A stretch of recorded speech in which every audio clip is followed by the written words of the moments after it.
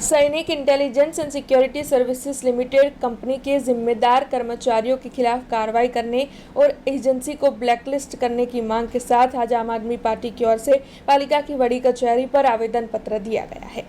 वडोदरा महानगर पालिका की ओर से बाग बगीचे, आरोग्य केंद्र, तालाब और स्मशान का ध्यान रखने की जिम्मेदारी पश्चिम इलाके में सैनिक intelligence and security services private limited को दी गई है।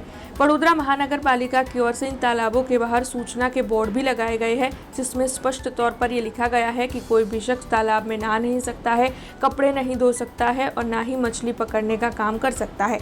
लेकिन उसके बावजूद भी इस सिक्योरिटी एजेंसी के branch manager Kamakhya Prasad Pandey, field अफसर देवेंद्र यादव और अकाउंटिंग ऑफिसर प्रकाश भाई रोजाना ही रात के वक्त वहां पर मछली पकड़ने जाते थे, जिसकी जानकारी स्थानीयों की ओर से दी गई थी, जिसके बाद वहां पर छापेमारी की गई थी।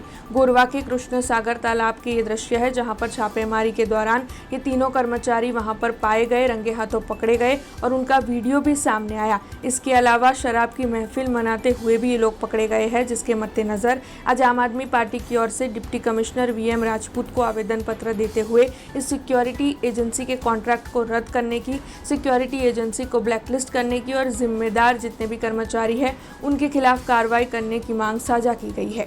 आज रोज અમે કમિશનર સાહેબને આવેદનપત્ર આપવા માટે આવ્યા હતા।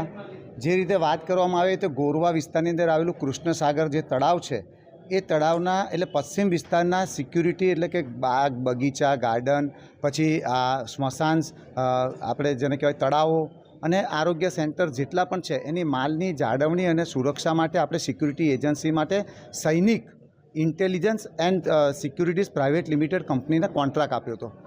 પણ તમે જુઓ કે કંપનીના જે કર્મચારી જે છે અને એ પણ બ્રાન્ચ મેનેજર કામાખ્યા પ્રસાદ પાંડે અને એના ફિલ્ડ ઓફિસર દેવેન્દ્ર યાદવ અને એકાઉન્ટન્ટ પ્રકાશ આ ત્રણ જણ રાત્રે 12 વાગ્યા પછી કૃષ્ણસાગર તળાવમાં મચ્છી મારવાનું કામ કરતા હતા એવું સ્થાનિકોએ અમને કીધું। અમે લોકોએ જાતે ત્યાં જઈને રેડ પાડી તો ખબર પડી કે 50 થી 60 જેટલી માછલીઓ માછલીની જાળ સાથે ત્રણે ત્યાં પકડાઈ ગયા। એટલે અમે એમને કીધું કે ભાઈ તમે લોકોને જવાબદારી તમને આ સાચવવાની આપી છે। એક બાજુ આપણે બોર્ડ મારી છે જાહેર સૂચના વડોદરા મહાનગરપાલિકા કે કોઈ આ તળાવની અંદર નાહવું નહીં, કપડાં ધોવા નહીં કે માછીમારીનો વ્યવસાય કોઈ પણ કરવો નહીં। તેમ છતાં જવાબદાર અધિકારી તરીકે હોય ત્યારે અમારી એક માંગ હતી કે તાત્કાલિક અસરથી આવી જે એજન્સી છે સિક્યુરિટી એજન્સી એને બ્લેકલિસ્ટ કરવામાં આવે ને કડકમાં કડક પગલાં લેવામાં આવી માંગ। આજે સવારમાં તમે જુઓ કે એ જ ગાર્ડનની અંદર કૃષ્ણસાગર ગાર્ડનની અંદર આજે સવારમાં 6 જેટલા ઈસમો જાહેરમાં દારૂની મહેફિલ માણતા હતા અને મીડિયા કવરેજની અંદર દેખાઈ ગયું છે। એટલે આ સિક્યુરિટી એજન્સી જે છે એ કોઈપણ સંજોગોમાં ના ચલાવવી જોઈએ એવી અમારી માંગ છે। આજે કોને રજૂઆત કરી? આજે અમે કમિશનર સાહેબને રજૂઆત કરવામાં આવ્યા હતા, પણ કમિશનર साहब नता એટલે डेप्यूटी कमिश्नर राजपूत साहब ने मળી અને आवेदन पत्र આપ્યું છે। हमसे जुड़े रहने के लिए हमारे YouTube चैनल को सब्सक्राइब करें और नई वीडियो की नोटिफिकेशन के लिए बेल आइकॉन को दबाएं।